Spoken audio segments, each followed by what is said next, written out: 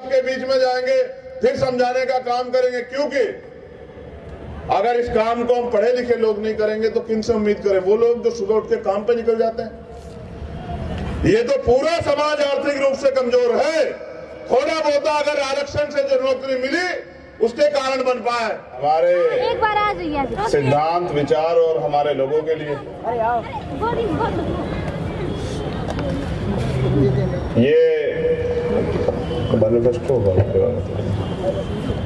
न्याय अधिकार महासम्मेलन, इतना प्यारा सुंदर मंच, देश की राजधानी, यहाँ उपस्थित सभी सम्मानित श्रोतागण, बहुजन मीडिया के हमारे हिम्मतवर, ताकतवर, संघर्षशील साथी, आपके बगैर तो कोई आंदोलन सफल होता ही नहीं। तो आपका पुनः धन्यवाद और आप आगे ऐसे बढ़ते रहें और हमेशा जिस तरह से आप आवाज उठाते हैं बहुजन समाज की, ऐसे ही आवाज उठाते रहें। मेरी पुनः मंगल कामनाएं। कल 6 दिसंबर था, डॉक्टर बाबा साहब अम्बेडकर जी का परिनिर्वाण दिवस। उनके यहाँ रखाइए। मैंने सोचा कि कल का काम पूरा हो चुका, अब तो अगले साल याद करना है। तो दिल्ली में अभी क्या हो रहा है, अब तक तो ठंड का भी माहौल हो चुका, हमारे लोगों को चले जाना चाहिए था। जो जिम्मेदारी थी आपकी एक दिन की, वो तो पूरी कर दी है। 2-2 दिन सम्मेलन क्यों कर रहे हो, क्यों वक्ता बुला रहे हो, क्यों बातें कर रहे हो? अब तो 364-65 दिन बाद जागना, जब पुणे सम्मेलन, पुणे बाबा साहब का परिनिर्वाण दिवस आएगा तभी आना, क्योंकि हमारे लोगों को लगता है कि एक दिन के सम्मेलन से, एक दिन के आंदोलन से, एक दिन के महापुरुषों के परिनिर्वाण को मनाने से उनकी जिम्मेदारियां पूरी हो जाती और हम दूसरे लोगों पे, दूसरे संगठनों पे, दूसरी पार्टियों पे चिल्लाते रहते हैं। मैं समझता हूं न्याय अधिकार महासम्मेलन करवाने वाले साथी धन्यवाद के पात्र हैं। इसलिए धन्यवाद के पात्र हैं क्योंकि उन्होंने एक प्रोग्राम बना के हम लोगों को एक अवसर दिया कि हम एक मंच पे आके अपनी बात को रख सकें। जंग में कागजी अपराध से क्या होता है, जंग में कागजी अपराध से क्या होता है, हिम्मतें लड़ती है तादाद से क्या होता है? क्या फर्क पड़ता है कि हम यहाँ किस संख्या में, लेकिन जितने भी हैं इतने लोग तो तैयार हैं इस आंदोलन को चलाने के लिए। इतने लोग तो तैयार हैं 2 दिन से महापुरुषों के मिशन पे काम करने के लिए। ये बहुत, जब एक महापुरुष संकल्प करके इतने बड़े बड़े काम करके गए, जब इतने सारे लोग जो यहाँ उपस्थित हैं और उनके परिवार के लोग, उनको सुनने वाले, उनको चाहने वाले, मानने वाले लोग धीरे धीरे काम करते रहेंगे, तो मुझे लगता है एक दिन हमारा आंदोलन सफल हो जाएगा। मैं बड़ा उम्मीद वाला व्यक्ति हूँ, ना उम्मीद नहीं होता हूँ, क्योंकि हमारे जितने पिछला अनुभव सब कहता है, जब आप महापुरुषों को पढ़ते हैं तो वे कहता है कि आंदोलन चलाना जरूरी है, क्योंकि देश तो आजाद 1947 में हुआ, लेकिन हमें अधिकार मिले 1950 में। तो 1950 के बाद जो आगे अधिकार मिले संविधान में तो लागू थे, लेकिन प्रैक्टिकली लागू नहीं हुए, वो सब आंदोलन से मिले। इसलिए आंदोलन चलाना चाहिए, और आंदोलन क्यों चलाना चाहिए, इसके लिए समाज को तैयार करना चाहिए, समाज को समझाना चाहिए, क्योंकि परंपरा है महापुरुषों को याद करने की। तो आज के इस मंच से मैं फूले साहू अम्बेडकर पेरियार, मान्यवर काशीराम, महामना रामसु वर्मा, बाबू जगदेव प्रसाद, जननायक कपूरी ठाकुर, माँ सावित्रीबाई फूले, माँ रमाबाई, सबको नमन करता हूं, क्योंकि जैसे जैसे मौसम और ठंडा होगा, ठंड बढ़ती जाएगी, और जब ठंड बढ़ेगी तो हमारे लोगों को सबसे पहले, क्योंकि अभाव में रह गए लोग, सताए गए लोग, लोकतंत्र में आस्था रखने वाले लोग, उम्मीद वाले लोग, उनके ऊपर परिवार की जिम्मेदारी को, घर के बारे में भी सोचेंगे, तो मुझे लगता है 1-1.5 घंटे 2 घंटे के भाषण से कुछ नहीं होने वाला। चंद मिनटों में जो मुद्दे हैं, मैं पूरी जिम्मेदारी से इन सभी मुद्दों का समर्थन करता हूं। इन सभी मुद्दों पे हमारा समर्थन है और जब भी इस मुद्दों को लेके कोई भी कार्यक्रम होगा, हम अग्रणी श्रेणी में रहेंगे, चाहे आंदोलन हो या कार्यक्रम हो। जब भी हमें याद किया जाएगा, हम सबसे आगे रहेंगे। पिछले 2 दिनों में मुझे बताने में कोई हर्ज नहीं है, क्योंकि 6 दिसंबर को पूरे भारत में अपने अपने घरों पे तमाम संगठन, पार्टी चलाने वाले लोग अपने अपने मुख्यालयों पे कार्यक्रम करते हैं, इसलिए 6 तारीख में ज्यादा लोग नहीं जुटे। और 7 तारीख में आज दिल्ली में हमारे जो लोग हैं, क्योंकि उन्होंने नगर पालिका का नगर निगम का चुनाव लड़ा है, वो सब लोग गिनती में बिजी हैं। वो सब लोग आज अपने संघर्ष की जो है समाज ने जो उनको दिया है उसके ऊपर निर्भर हैं। इस वजह से ज्यादा योगदान हम लोग इस प्रोग्राम में नहीं कर पाए। लेकिन मैं आयोजक साथियों से भी कहूंगा, पुनः जब वो कोई कार्यक्रम करे, हौसला ना त्यागे, एक बार चर्चा विचार करके करे। तो मैं पूरी जिम्मेदारी से कहता हूं कि समाज बहुत बलवान है, समाज बहुत ऊर्जावान है। एक नहीं, हजारों ऐसे उदाहरण, चाहे 2 अप्रैल का हो, चाहे यहीं का जब दिल्ली में रविदास गुरुकुल टूटा, तमाम उदाहरण है कि हमने बहुजन समाज के लोगों ने अपने झंडे और झंडे का सम्मान रखा, अपने आयोजकों का भी सम्मान रखा। पुनः सभी वक्तागणों के जो संदेश और संदेश दोनों पे अपनी बात को आगे बढ़ाते हुए, मैं समझता हूं वाकई में हालात नाजुक हैं और इन हालात नाजुक में हमें एकता के अलावा कोई चारा दिखाई नहीं देता। अल्पजन बन के एक जाति के साथ खड़े रह के शायद हम कामयाब ना हो पाए, लेकिन अगर हम महापुरुषों के संदेश को समझे और पुनः बहुजन समाज के लोग एकजुट हो जाएं, तो शायद भारत में हमारे जो आज वजूद की लड़ाई लड़ी जा रही है, आने वाली पीढ़ियों पे क्या बचेगा इसकी लड़ाई लड़ी जा रही है, तो शायद हमारी लड़ाई कामयाब हो जाए।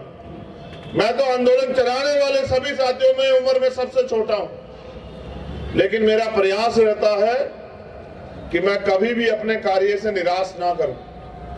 मैंने तो सीखा ये है और यही सिखाया है कि जब भी जहां भी जरूरत पड़े, तन मन धन से तैयार रहना, अपने लोगों को निराश मत करना। और मैं अभी भी इस प्रयास में लगा हुआ हूं कि राष्ट्रीय स्तर पे बहुजन समाज के लोगों में एकता बने। और मुझे लगता है कि ये प्रयास भी आने वाले समय में सफल होंगे। लेकिन निराशा इस बात की है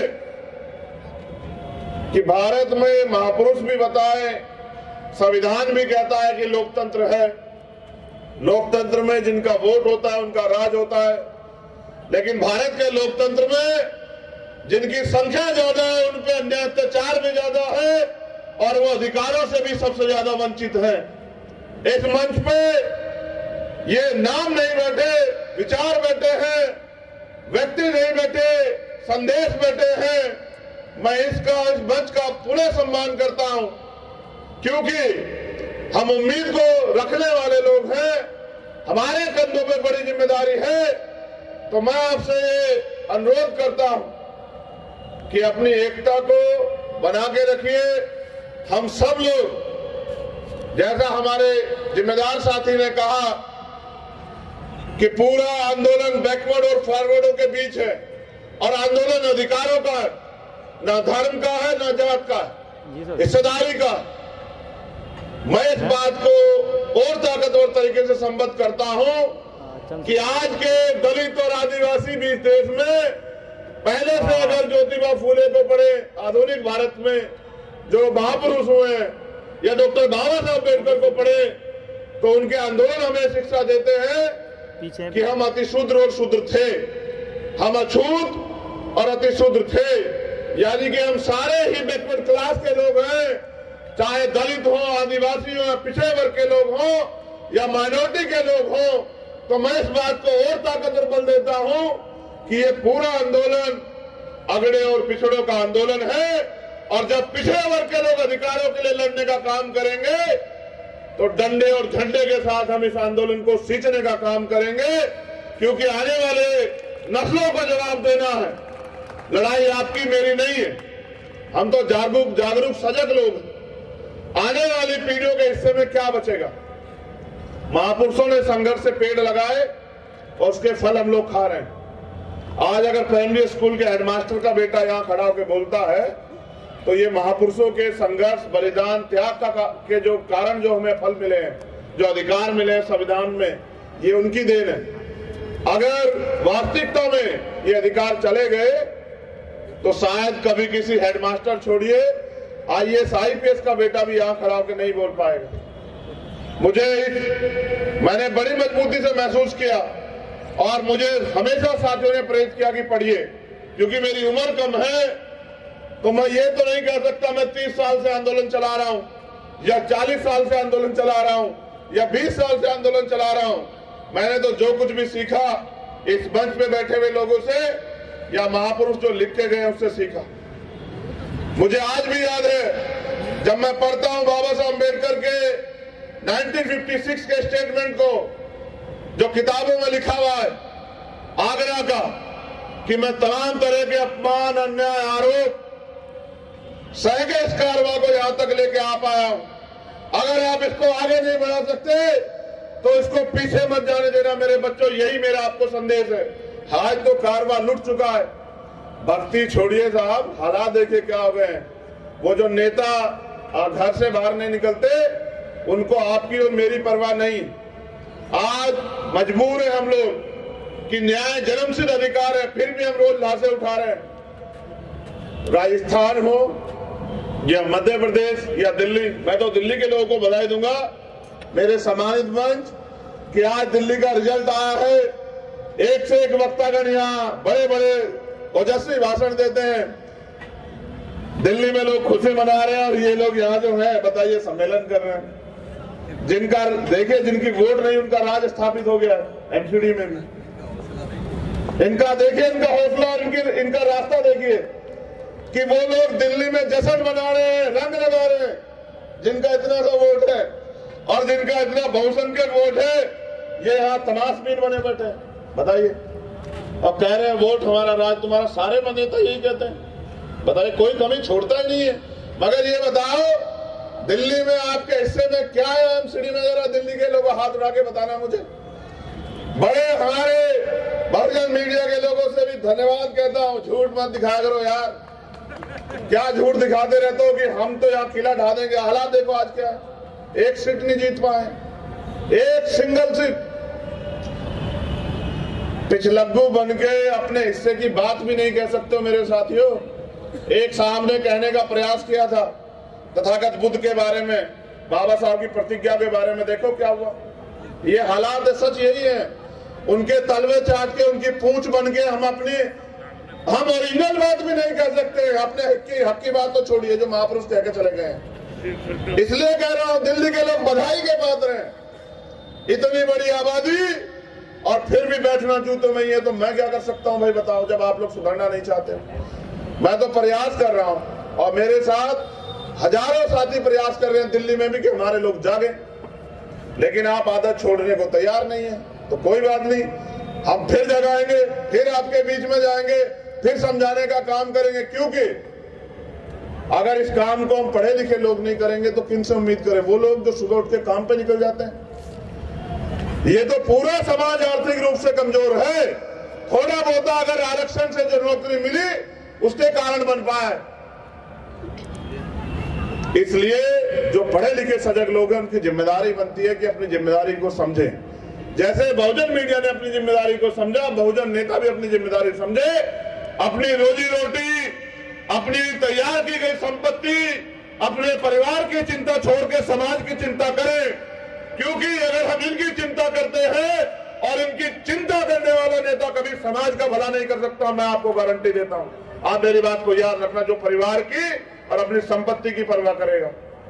मेरे ऊपर कितने आरोप लगा लो, कितनी बुराई कर लो, कितने जो है तमाम तरह की मुसीबतें खड़े कर दो, लेकिन पूछो आने वाली पीढ़ी आपसे भी पूछेगी।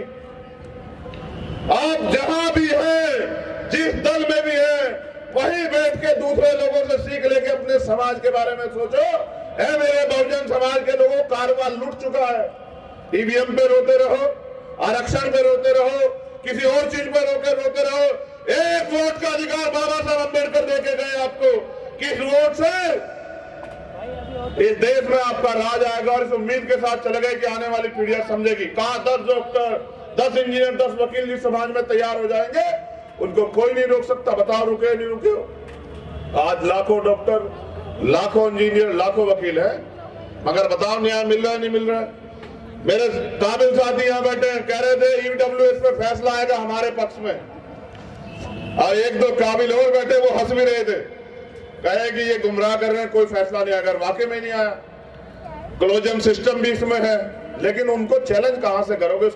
उसकी ताकत बता दो कहां है। बस इस देश में सड़कों से नारे लगते हैं और कानून सदनों से बनते हैं। आप इससे बड़ा सम्मेलन करो, जिनको कुछ देना नहीं वो नहीं देंगे, लेकिन अगर आप अपनी ताकत बना लोगे और कानून बनाने की हैसियत में चले जाओगे, फिर आपके लोगों के आधे से फैले नहीं रहेंगे।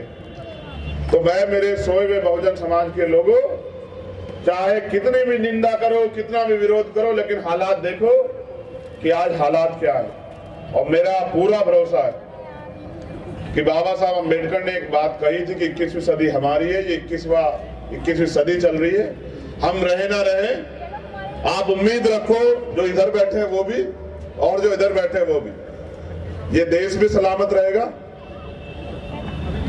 हमारा राज भी आएगा, और महापुरुषों का सपना पूरा। क्योंकि बाबा साहब अम्बेडकर झूठे नहीं हो सकते, उनकी औलादे झूठी हो सकती है, नालायक औलादे, सच्चे औलादे भी झूठी नहीं है, और बाबा साहब अम्बेडकर भी झूठे नहीं। अगर ज्यादा लोग नहीं कर रहे हैं, कुछ तो कर रहे हैं, और जो दांव में लगा के कर रहे हैं, उनका बहुत बहुत धन्यवाद। पुणे आयोजकों का धन्यवाद, इस उम्मीद के साथ कि सजग रहिए, जिम्मेदार बनिए, अपनी जिम्मेदारी को समझिए। जो महापुरुषों के आंदोलन से आपको मिला है, उसके बाद आपकी जिम्मेदारी बनती है कि समाज की जिम्मेदारी भी आपकी है। पुनः फिर मुलाकात होगी। जय भीम, जय भारत, जय मंडल, जय संविधान, जय जोहार, नीला सलाम।